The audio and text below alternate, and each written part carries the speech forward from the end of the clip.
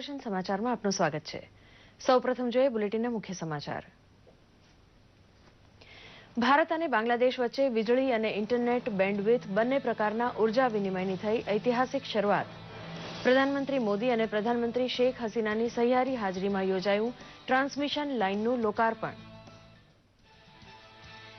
David હેડલીએ video જુબાનીમાં કર્યો ધડાકો। લશ્કરે તૈયબા પાસેથી નાણાં લેવાને બદલે ખુદ પોતાની સંપત્તિ વેચી તેને ભંડોળ આપેલું।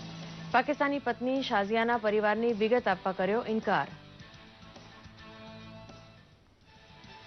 શહીદ ત્રિપુટી, ભગતસિંહ, સુખદેવ તથા રાજગુરુની કુરબાનીને શત શત નમન સાથે ભારતે આપી વિરોચિત અંજલિ। મેરા રંગદે બસંતી ચોલા ગાનાર શહીદોને વસંત ઋતુમાં જ 23મી માર્ચે લાહોર જેલમાં મળી હતી ફાંસી। ગુજરાત સહિત દેશ અને દુનિયામાં વસતા સૌ ગુજરાતીઓને હોળી ધૂળેટી પર્વની શુભેચ્છા પાઠવતા મુખ્યમંત્રી આનંદીબેન પટેલ। હોળીનો રંગોલ્લાસ સૌના જીવનમાં ખુશાલીના સઘળા રંગ પૂરે તેવી વ્યક્ત કરી શુભેચ્છા। શાસ્ત્રોક્ત વિધાન પ્રમાણે ગઈ સાંજે હોલિકા દહન બાદ રંગોની છોડ ઉડે તેવી ધૂળેટી આવતીકાલે રમવા થનગને છે ગુજરાત। ડાકોરથી માંડી દ્વારકા સુધીના કૃષ્ણ મંદિરોમાં ઠાકોરજી સાથે હોળી રમવા ઉમટી પડી છે મેદની। ડીડી ગિરનારના સથવારે રંગભર હોળી રમશે ગુજરાત। સાંસ્કૃતિક કાર્યક્રમ સાથે હોળીની ઉજવણીનું રાત્રે 8 વાગ્યાથી જીવંત પ્રસારણ કરશે દૂરદર્શન ગિરનાર। સમાચાર વિગતવાર। ભારત અને બાંગ્લાદેશ વચ્ચે વીજળી અને ઇન્ટરનેટ બેન્ડવિડ્થ જેવી બંને પ્રકારની ઉર્જાનો ઐતિહાસિક વિનિમય પ્રોજેક્ટ આજથી શરૂ થયો છે। પ્રધાનમંત્રી નરેન્દ્ર મોદી અને બાંગ્લાદેશના પ્રધાનમંત્રી શેખ હસીનાએ વિડીયો લિંક વડે બંને પ્રોજેક્ટનું સહિયારું ઉદ્ઘાટન કર્યું હતું। ત્રિપુરાના પલ્ટન પાવર સ્ટેશનમાં ઉત્પન્ન થતી 100 મેગાવોટ વીજળી ભારત તરફથી બાંગ્લાદેશને અપાશે, જ્યારે બાંગ્લાદેશ તરફથી 10 જીબીપીએસ બેન્ડવિડ્થ ભારતના અગરતલા ખાતે ઉપલબ્ધ કરવામાં આવશે। આ પ્રસંગે પ્રધાનમંત્રી મોદીએ જણાવ્યું હતું કે બે પાડોશી દેશ એકબીજાને કઈ રીતે ઉપયોગી થઈ શકે તેનું વૈશ્વિક દ્રષ્ટાંત આજે ભારત અને બાંગ્લાદેશે પૂરું પાડ્યું છે। ત્રિપુરાના મુખ્યમંત્રી માણેક સરકારે ખુશી વ્યક્ત કરી હતી કે બાંગ્લાદેશ તરફથી 10 જીબીપીએસ બેન્ડવિડ્થ મળતા ત્રિપુરા સહિત ઈશાન ભારતમાં ડિજિટલ કનેક્ટિવિટી વધશે।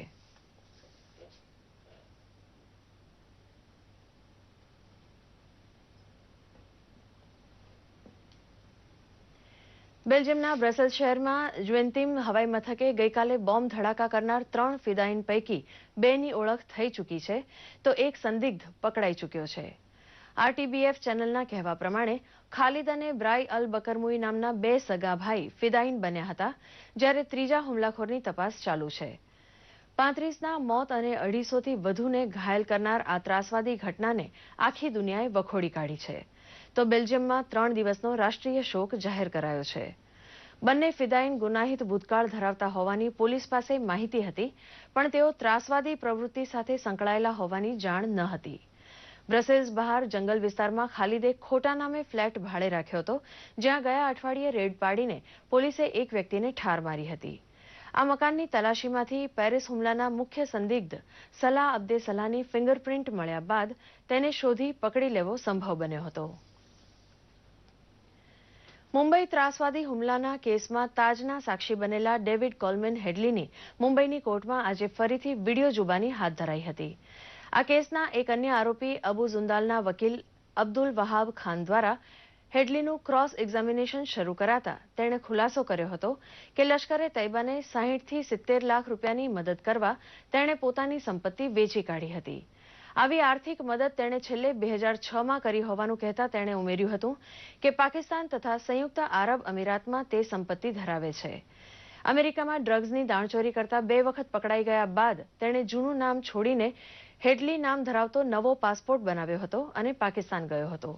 તેની પત્ની શાઝિયા પાકિસ્તાની હોવાનો સ્વીકાર કરવા સાથે હેડલીએ પત્નીના પરિવાર વિશે વધુ વિગત આપવાનો ઇનકાર કર્યો હતો। આજે શહીદે આઝમ ભગતસિંહની પુણ્યતિથિ છે। વર્ષ 1931માં આજના દિવસે દેશના આ વીર સપૂતે ભારત માતાની આઝાદી માટે તેમના 2 સાથીદારો સાથે હસતા હસતા પોતાના પ્રાણની આહુતિ આપી હતી।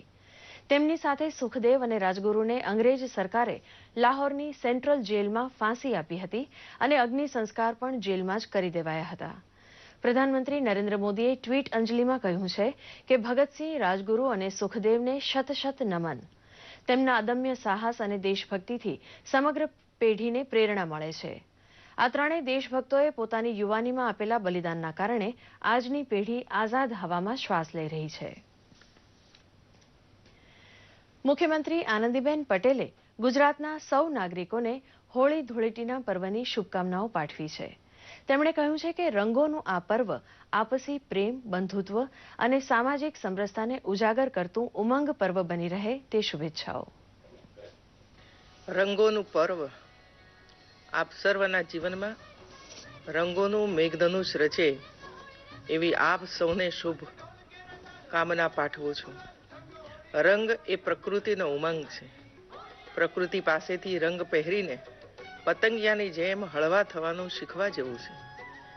ગુજરાત રાજ્યના મુખ્યમંત્રી તરીકે અને ખેડૂત પુત્રી, શિક્ષિકા અને મહિલા તરીકે સૌના જીવનમાં રંગનો પ્રસંગ રોજ ઉજવાયા કરે એવી પ્રાર્થના કરું છું.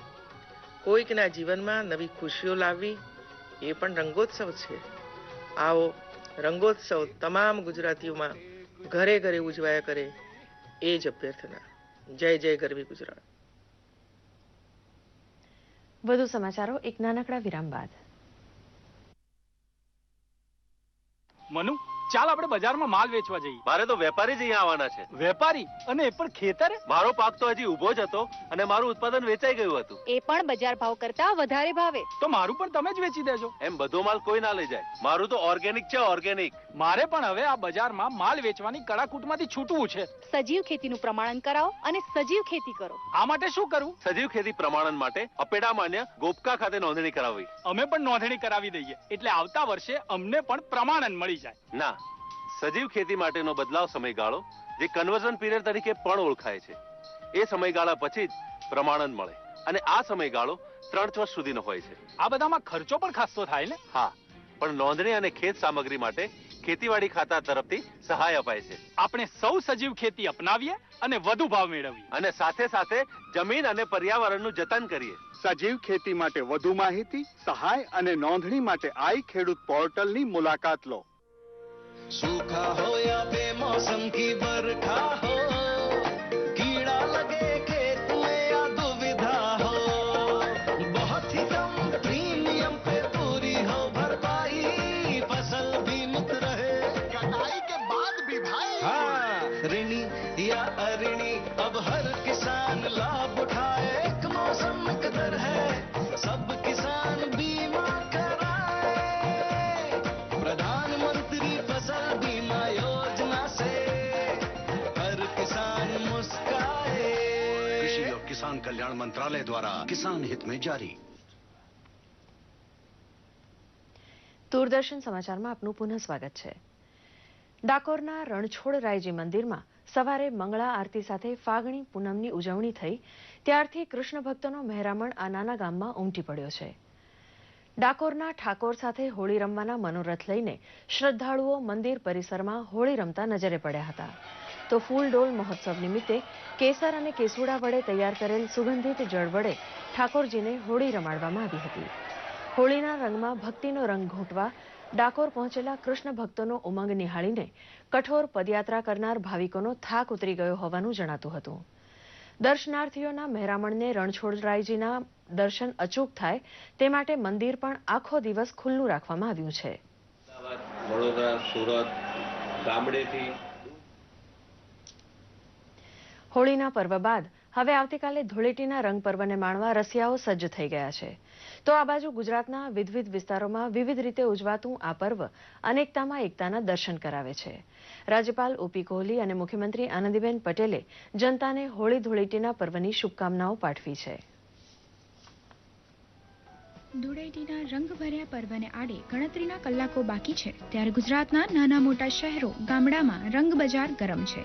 અંબાજી બજારમાં પણ સવારથી મોડી રાત સુધી લોકોમાં પોતાને મનગમતી પિચકારી અને રંગ ખરીદવા ખાસો ઉત્સાહ નજરે ચડ્યો.